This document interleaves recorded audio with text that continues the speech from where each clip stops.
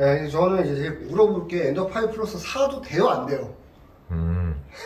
일단 라고 얘기하고 싶습니다. 근데 만약에 내가 돈이 있어서 살 수가 있어요. 그러면 를 사세요. 요 부분이죠? 네네. 네. 이게 아무래도 고무다 보니까 나중에 갈립니다. 아, 이 부분이? 네, 갈려 나가요. 그러면은 그 갈리는 거 옆에 위에 보시면은 이 편심 너트가 있습니다. 네. 이 편심 너트를 얘가 나중에 갈리게 되면 조여줘야 돼요, 다시.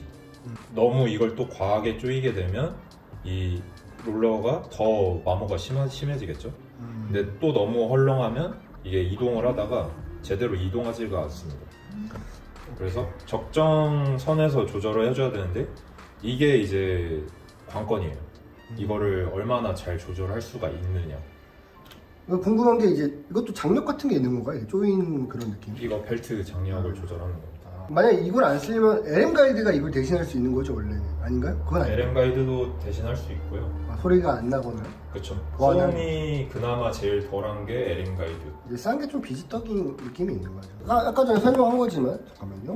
네. 여기가 이제 비엘 터치, 이 부분이 비엘 터치고, 그 다음에 이제 베드 얘기를 안 할 수는 없는 것 같아요. 이게 지금 우리가 일부러 기본 베드를 갖고 왔죠. 네. 저희는 PI 베드로 바꿔서 쓰고 있긴 한데 이 베드 엔더5 플러스 기본 베드는 어떤 거죠?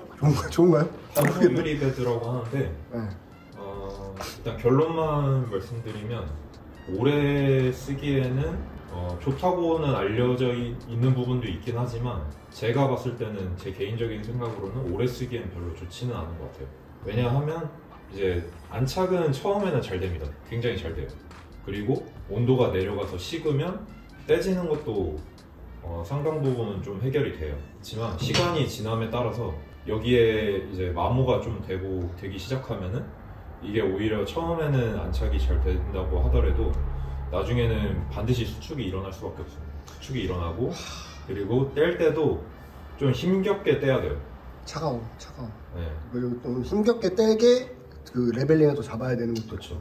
레벨링도 이제 처음에는 잘 잡히죠. 근데 내구성이 일단 유리다 보니까 내구성이 좋다고들 많이 알고 계시는데 오랜 기간 사용해보면 알겠지만 그렇게 내구성이 좋지는 않아요.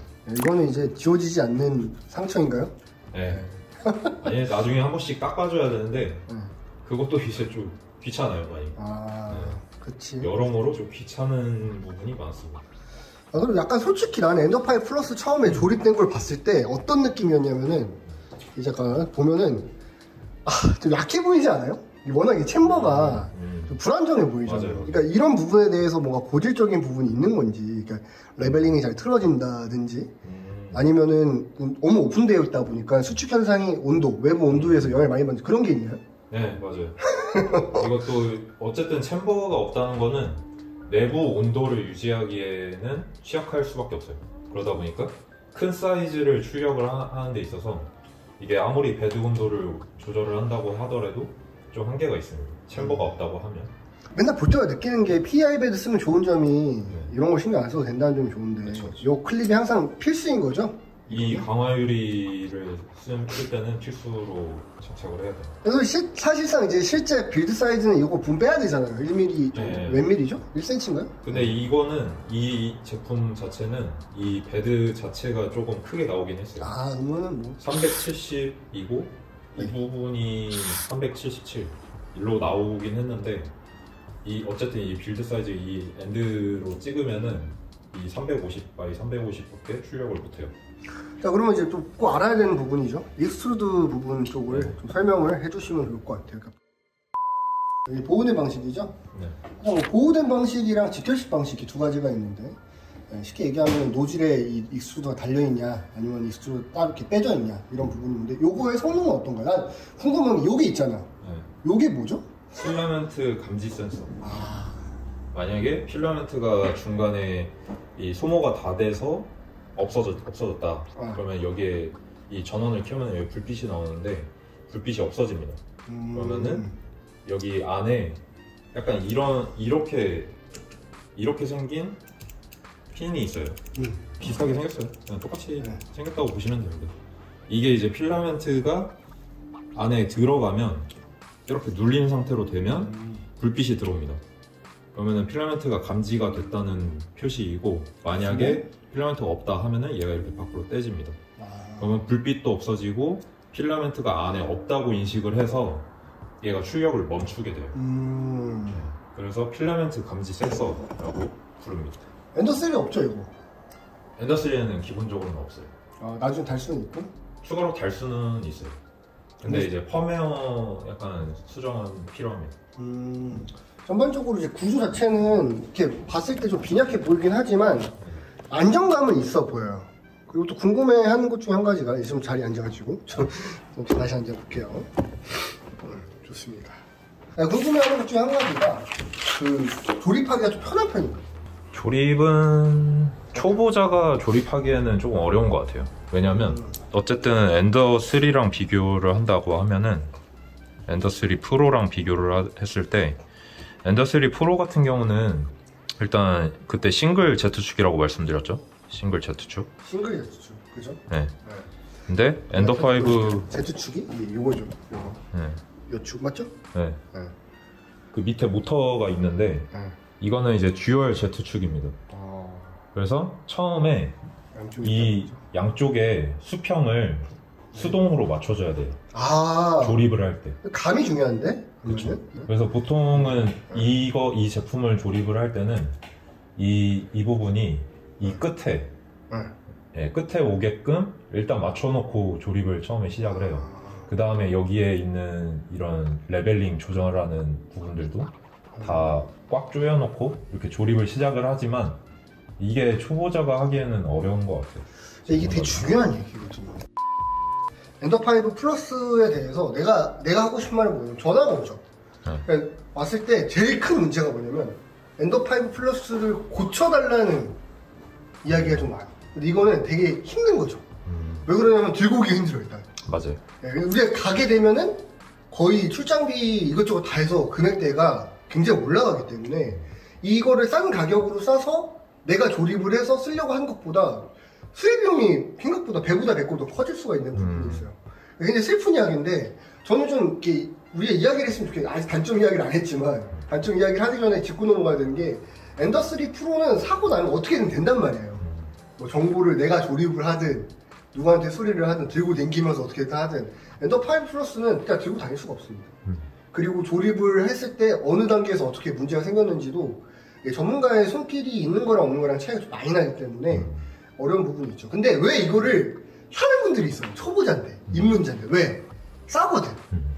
싸고 자기도 아는 거지. 빌드 사이즈가 큰 게 좋은 거를. 싼데 빌드 사이즈가 좋아? 오케이. 가성비 짱이야. 난 이걸 사겠어. 하다가 이제 돌이킬 수 없는 80만 원이나 버려야 되는 경우를 1년에 한 번에서 두 번씩 보는 것 같아요. 그런 부분이. 자, 이제 단점에 대해서 좀 이야기를 좀 하고 싶어요. 대표적인 단점이 뭐가 있을까요? 일단 아까도 얘기했던 것처럼 사이즈가 큰 거에 비해서 챔버가 없다 보니까 내부 온도 유지가 좀 힘듭니다. 그래서 내부 온도 유지가 힘들고 ABS 안 되겠네요? ABS가 되긴 하지만 수축이 너무 많이 일어나서 온도, 그러니까 베드 온도나 뭐 노즐 온도 이런 거 세팅은 맞출 수 있지만 큰 사이즈를 뽑을 때는 수축이 너무 심하게 일어나서 사실상 ABS 출력은 좀 힘들다고 보시면 될 것 같아요. 이것도 되게 재밌는 게 그러니까 ABS를 떠나서 빌드 사이즈가 크다고 해갖고 무조건 큰 물건이 잘 출력되는 건 아니잖아요. 그러니까 맞아요. 오히려 빌드 사이즈가 큰 3D 프린터면 무조건 다루기가 어렵다. 근데 이게 먼저 전제 조건으로 깔려 들어가야 되는 건데 맞아요. 그런 부분을 놓치시는 분들도 좀 있는 것 같기는 합니다. 그 다음에 단점? 혹시 또 있나요? 무겁다 이런 건 없어요? 무겁기도 무겁습니다. 그래서 그리고 이제 손잡이가 없다 보니까 뭐 이동을 할 때 뭐 이런 맞아 없어 보여. 프로파일 부분을 잡아서 뭐 이동을 한다든지 우리가 여기를 잡잖아요. 이런데 주로 여기도 벨트가 있으니까 이렇게 잡아서 몇 킬로죠 얘가? 10킬로 넘나? 제 기억에는 한 20kg 가까이는 됐던 걸로 기억하는데 무겁다. 그리고 부피도 이제 생각보다 크다 보니까 뭐 차량으로 이동한다고 해도 그냥 일반 승용차 같은 거에서 이제 트렁크에 넣을 수가 없긴 해요.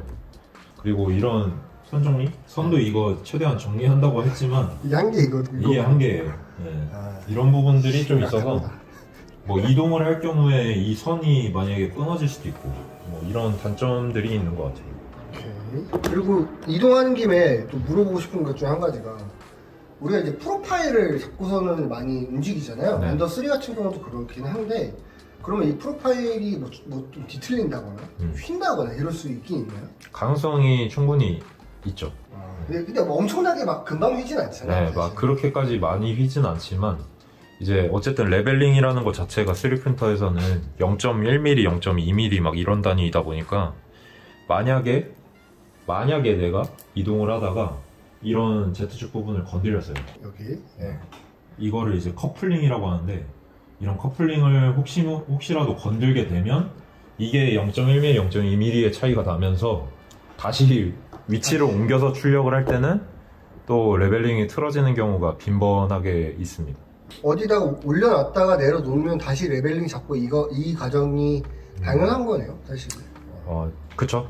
처음에 레벨링을 확인하는 것은 어느 3프린터를 쓸 때나 필수이긴 하지만 그런 부분에서의 단점이 좀 뚜렷한 것 같긴 해요. 이게 좀 마무리를 한번 해보려고 해요. 단점을 얘기하려고 하면 한도 끝도 없으니까. 네. 네, 저는 이제 제일 물어볼 게 엔더 5 플러스 4도 돼요, 안 돼요?